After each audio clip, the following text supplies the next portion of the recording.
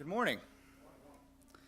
It's good to see all of you here this morning, especially after last week where I know a lot of people were snowed in, but it's good to see that we've been able to get out today and are here with us this morning.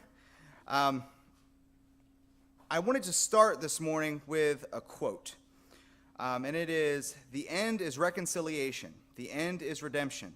The end is the creation of the beloved community. It is the type of spirit and this type of love that can transform opposers into friends. The type of love that I stress here is not eros, a sort of aesthetic or romantic love, not philia, a sort of reciprocal love between personal friends, but it is agape, which is understanding goodwill for all men. It is an overflowing love which seeks nothing in return. It is the love of God working in the lives of men. This is the love that may well be the salvation of our civilization." That quote, if you don't know it, is from Dr. Martin Luther King. Tomorrow, as a country, we will be celebrating Martin Luther King Day.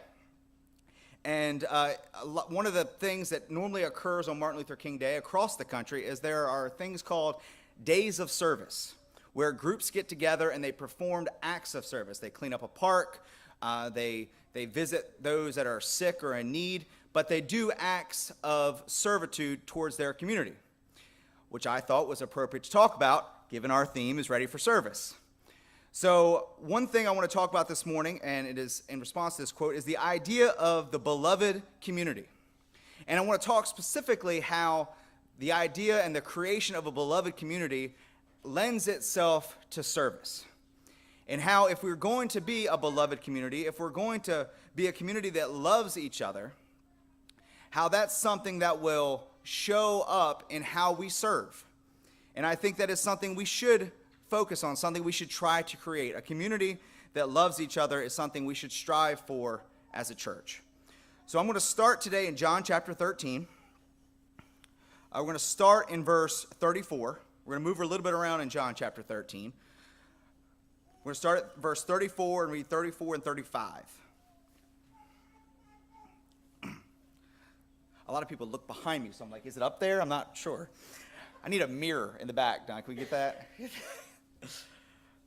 So in John chapter 13, verses 34 and 35, it says, "A new commandment I give to you, that you love one another, even as I have loved you, that you love one another.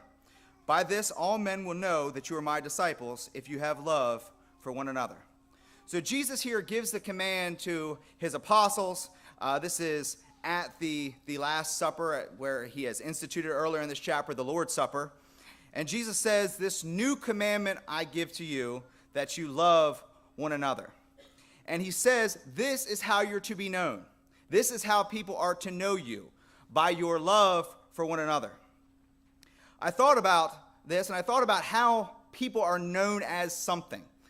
And I think if we think about our groups of friends, or maybe the people we work with, there's the sports guy, or there's the math guy, or there's the one who always corrects people's grammar. You know, people are known by something. People are typically, oh yeah, that's the guy that always has a mint. You know, they're known for something. And Jesus here is saying that we should be known as people who love one another. And I think this is this idea of being known by something isn't foreign to gospel times. That occurred as well in biblical times. If you think about Barnabas, whose real name was Joseph, but why was he called Barnabas? Because he was the son of encouragement. He was such an encourager that they changed the name they called him to Son of Encouragement. People are known by something. They're known for something. And Jesus says that as his disciples, as the people that follow him, we're to be known as people who love one another. I don't think it's surprising here that the word that Jesus uses here is agape. It's that word that Martin Luther King says will be the salvation of our civilization, that type of selfless love. Jesus wants us to be known as the people that church, that's the one that really loves one another and loves other people. Embedded in that command in verse 34, he says, "Even as I have loved you." Jesus showed them how to love. He showed them what that love looked like. And he hadn't just shown it throughout his ministry, but he had just shown it to them. So if you turn back in chapter 13 to verse 12, Jesus had just performed an act. He had just washed the apostles' feet. And in verse 12, he says, "So when he had washed their feet and taken his garments and reclined at the table again, he said to them, 'Do you know what I have done to you? You call me teacher and Lord, and you are right, for so I am. If I then, the Lord and teacher, wash your feet, you also ought to wash one another's feet.'" It's interesting to me that after Jesus gets done with this, he sits down back at the table. He goes, "Do you realize what just happened? Do you understand what just occurred?" He says, "If I am Lord and Master, and you are right in saying that, what did I just do?" He just washed their feet. It was custom in that time for the host to typically give water for their visitors to wash their own feet, and sometimes they would even give a servant to wash their feet. It was extremely uncommon for the host or the Lord or the master of that particular place to actually do that. The only other time that we were looking through, trying to find some other examples of this, in 1 Samuel 13, there is an example of Abigail washing the feet of the messengers of David. And that was a humbling experience for her. That was to show that they were honored in her sight. But typically, it was a servant that did that. So Jesus here is saying, "Do you realize what I just did? The Lord, the Master, the teacher that you call me, I humbled myself and served you." A couple weeks ago, when Dave was speaking about humility, as we kicked off this series, or as we kicked off the theme, he talked about how humility plays a part in service, how putting others above yourself is essential if we want to have a heart of service. And I think Jesus here is reiterating that, but he adds a little something to it, and hopefully I can add a little something as well, what he's talking about here. So if you continue on in verse 15, it says, "For I gave you an example that you should do as I did to you. Truly, truly, I say to you, a slave is not greater than his master, nor is one who is sent greater than the one who sent him. If you know these things, you are blessed if you do them." Jesus flat out tells them, this is an example you're to follow. Oftentimes, we look at the life of Jesus, we see the things he has done, and we say that's an example for us. That's something we're to follow.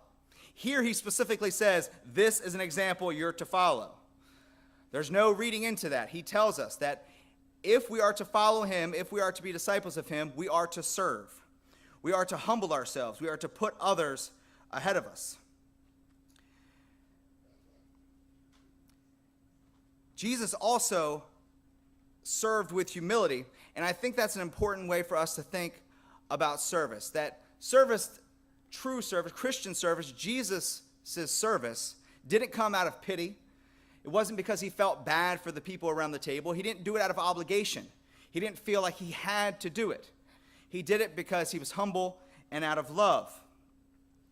And in response, if we turn over to Matthew chapter 20, there's a situation there where the mother of John and James asked Jesus, when he returns in his glory, to put one at the right and one at the left.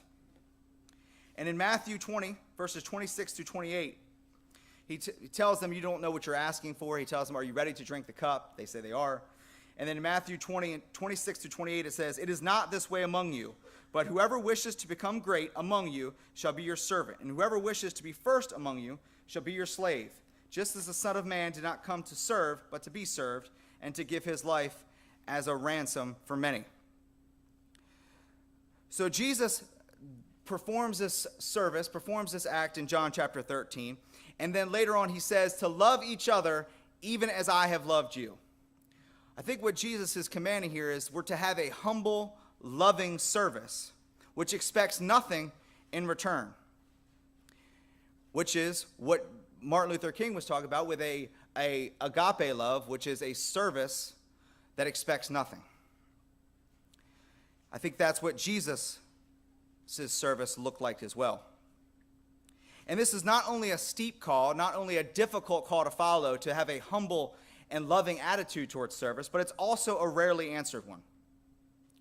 If you look at society, there's very few that are willing to humble themselves and to love so much, to serve without expecting anything in return. I read a very interesting article this past week, and it was talking about millennial parents. And it was giving some statistics, and I think, Troy, actually, you shared it first, because my wife shared it, and then I read it. But it was really interesting. And it was talking about, if you look at the age group of millennials, that's 23 to 38. And those are the ones with young kids right now. Millennials are the ones that are having children and are raising children. And it talked about how millennial parents not going to church is a major reason why nurseries across the country are empty or barren, or there's only a few kids in them. I think if any of us have been around the church for a long time, we've seen full nurseries. We've seen where there was an abundance of kids in the congregation, not only here, but across the country. But that's not the case now. Some statistics to back that up, only 2 in 10 of people under 30 believe attending church is important. 59% of millennials raised going to church have dropped out. I think we've seen that number here. I remember my youth group. If you think back, I was in a youth group of about 12 to 14 kids. Christina moved away, so we'll give her an excuse. But I look around and I don't see those same people anymore. And that's true across the country, as 59% have dropped out. 35% of millennials have an anti-church stance, believing that church and religion does more harm than good. If you've talked to many people, you've probably heard this, that religion causes wars, religion causes animosity, religion causes hate. And that's an opinion that has become prevalent, especially within my age group. And the article presented some interesting ways to combat that, some interesting ways to try to fix it. One that stood out to me in particular with this subject matter in mind, and I may bring up others later, said we need to walk the walk, not just talk the talk. And I think about my age group, and I think about the way we were raised to think. We were raised in the internet age. We saw everything. We had an abundance of information, and we were told consistently that we were able to change the world. We were able to make a difference because technology allows me to reach people anywhere. I could walk out of here, call somebody in China, and talk to them about business or about religion or about politics.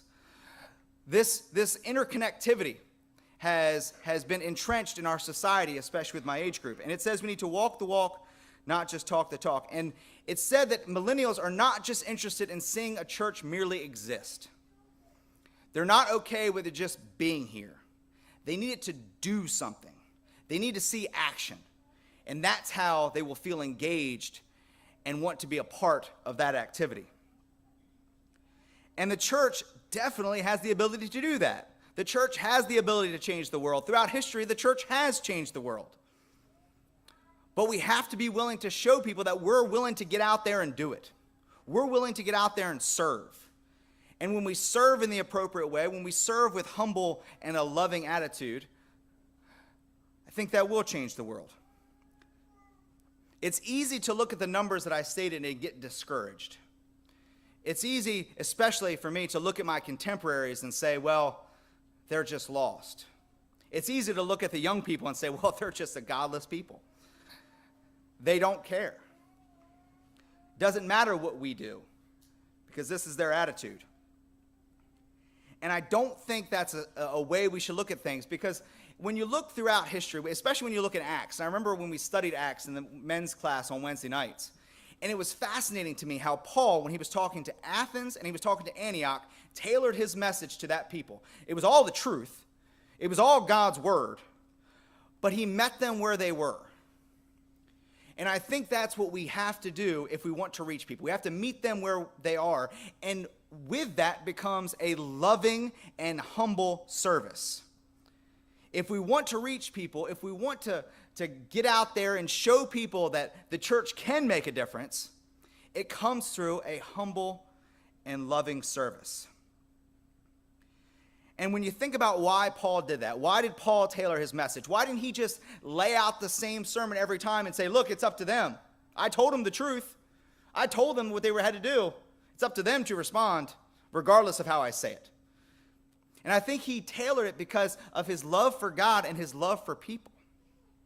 Because he wanted to reach every single person. So he would try to reach them where they were, try to bring them up where they are, and bring them to the knowledge and love of God.